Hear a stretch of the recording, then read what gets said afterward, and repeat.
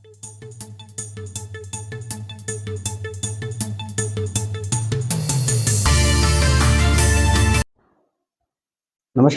मैं हूं कुमार गजेंद्र। जनपद ऑन द स्पॉट में आपका स्वागत है। एक बड़ी खबर अभी ट्रेंड कर रही है ट्विटर पे। लगातार पत्रकार अभिसार शर्मा को अरेस्ट करो, ये लगातार ट्विटर पे ट्रेंड कर रहा है।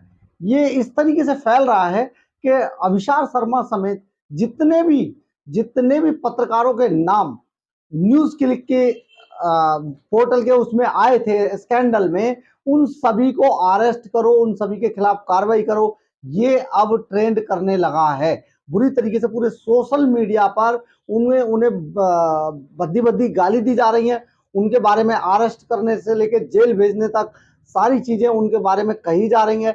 ये एक बड़ी बात हो गई है कि पूरे जो जो देश का जो मीडिया था उसमें ये महासंग्राम छिड़ चुका है कि अभिसार शर्मा जैसे जो चीन के लिए जो काम कर रहे थे, जो चीन के दलाल पत्रकार थे, उन्हें अरेस्ट करो, उन्हें जेल में डालो, उनके साथ जो कानूनी कार्रवाई बनती है उसको किया जाना चाहिए। ये अब ट्विटर पे बुरी तरीके से ट्रेंड कर रहा है। ये सारा मामला क्या था, इसमें इसमें अभिसार शर्मा का भी नाम था। अभिसार शर्मा समेत बहुत सारे कई पत्रकारों के, कई वामपंथी पत्रकारों के नाम थे इस पूरे स्कैंडल के अंदर, जो जो पूरी तरीके से इस मामले को लेकर एक पूरा बवाल मच गया था। इस मामले का उस वक्त सदन में खुलासा हुआ था जिस वक्त भारतीय जनता पार्टी के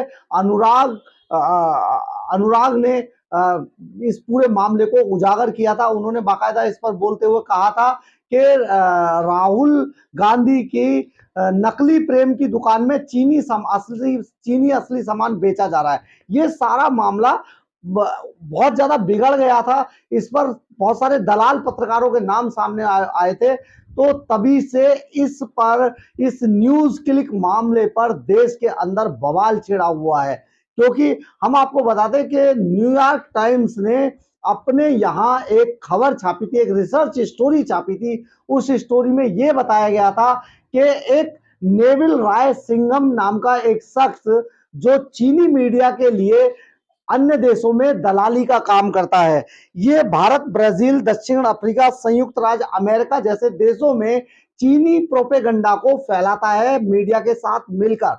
ये सारा जो मामला है, इसके लिए बाकायदा फंडिंग की जाती है, चीन की तरफ से मोटी फंडिंग की जा रही थी। ये सारा जिस तरीके से पूरा मामला था, पूरा जिस पर बवाल मचा, ये बहुत ही दुखद था। और बाकायदा इसकी जो धमक थी, इसकी जो गूंज थी, वो संसद में भी सुनाई दी थी।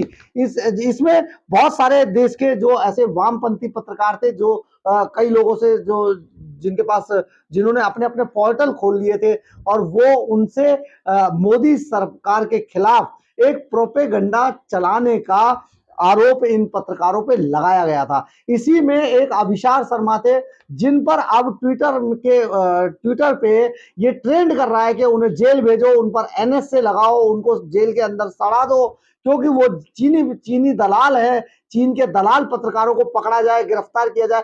अब ये सारा मामला पूरे खुल के सामने आ गया है। इसमें बुरी तरीके से ये जो चीन के लिए काम कर रहे थे, जो पोर्टल खोलकर, ये पत्रकार घिर गए हैं। इतना ही नहीं, इसमें एक एक जाने माने पत्रकार ने तो एक पूरा 10 मिनट का वीडियो भी बनाकर सोशल मीडिया पे डाला है, जिसे वायरल किया गया है।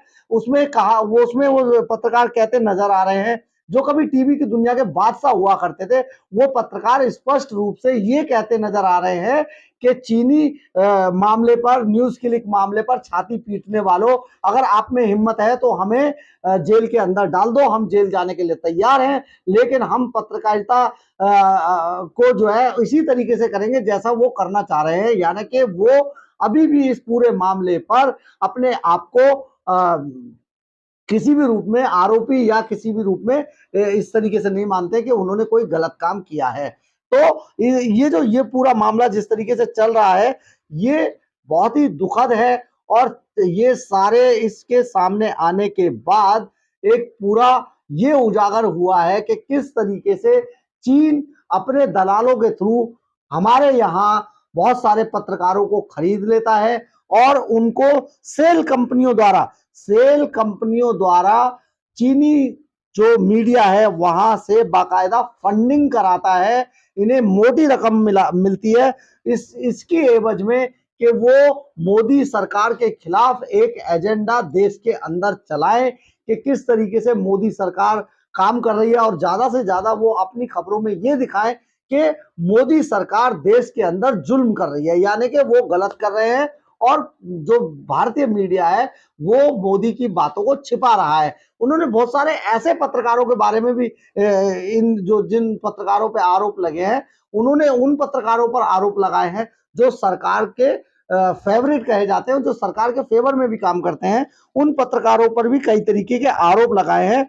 और ये नेविल राय सिंघम जो पूरे मामले का दलाल है, ये यही पूरा सरगना है। यानी कि न्यूयॉर्क टाइम्स में जो खबर छपी थी, जो रिसर्च स्टोरी छपी थी, उसमें नेविल राय सिंघम का बाकायदा नाम लिया गया था और उन्होंने कहा था कि ये नेविल राय सिंघम ऐसे पत्रकारों को, भारतीय पत्रकारों को चिन्हित करते हैं जो सरकार के खिलाफ एजेंडा चला सके, यानी कि जो बड़े पत्रकार हैं और जो वो किसी ना किसी रूप में चीनी पोर्टल से जुड़े हुए हैं। यानी कि न्यूज क्लिक से सीधे सीधे जो पत्रकार जुड़े हुए थे, जिनमें अभिसार शर्मा भी थे, वो अब बुरी तरीके से घिर गए हैं। नेविल राय सिंघम जिस तरीके से दलाली कर रहे थे और विदेशों से सेल कंपनियों के द्वारा भारत में ऐसे पत्रकारों के लिए प्रोपेगेंडा फैलाने के लिए बाकायदा मोटी रकम उनको पे कर रहे थे, तो ये भी बड़ा दुर्भाग्यपूर्ण था।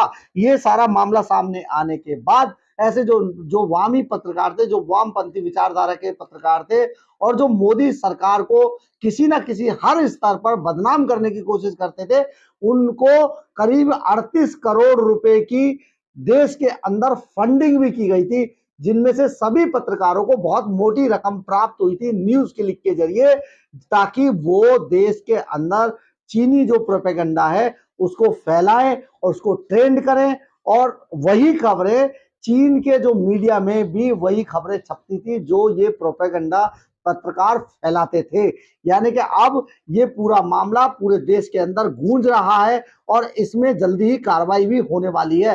हम आपको ये भी बता देते हैं, हमारे सूत्र ये बता रहे हैं कि इस पूरे मामले की जो इंटरनल जांच है वो ईडी और सीबीआई भी कर रही है। यानी कि आने वाले दिनों में जिन पत्रकारों के नाम न्यूज क्लिक से जुड़े थे और जिन्होंने देश के अंदर मोटी रकम न्यूज क्लिक के प्रोपेगेंडा के द्वारा फैलाने की कोशिश की थी, वो उन्हें जेल भी भेजा जा सकता है, उनकी कुर्की भी हो सकती है और उन पर ईडी और सीबीआई की कार्रवाई भी होना संभव है, लगभग तय मानी जा रही है। यानी कि अब वेट किया जा रहा है कि ऐसे पत्रकारों को जरूर उन पर कार्रवाई हो जो देश के अंदर चीनी जो प्रोपेगेंडा है, चीन का जो जिस तरीके से चीन चाहता है हमारे मीडिया में हमारी सरकार को, देश की सरकार को बदनाम किया जाए, भारत को बदनाम किया जाए, वो सारा चीन जो है बाकायदा पैसे देकर हमारे ही दलाल पत्रकारों का इस्तेमाल करके नेविल राय सिंघम के जरिए ये पूरी दुनिया में ऐसा प्रोपेगेंडा फैला रहे थे कि मोदी सरकार देश के अंदर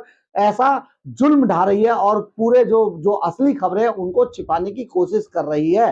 तो ये सारा जो मामला था, ये पूरा मामला एक विदेशी फंडिंग से जुड़ा हुआ और वो भी चीन सरकार के द्वारा ये सारा मामला सामने आया था न्यूज क्लिक के सामने के आने के बाद। यानी कि न्यूयॉर्क टाइम्स की जो रिपोर्ट छपी उसके बाद हमारे यहाँ पूरा मामला इस तरीके से फैला, इस तरीके से बवाल मचा कि इसकी गूंज संसद के अंदर भी सुनाई दी थी। और खास तौर पे जो सरकार है, जो भारतीय जनता पार्टी के जो नेता हैं, उन्होंने सीधे सीधे इसके लिए कांग्रेस नेता राहुल गांधी पर निशाना साधा था।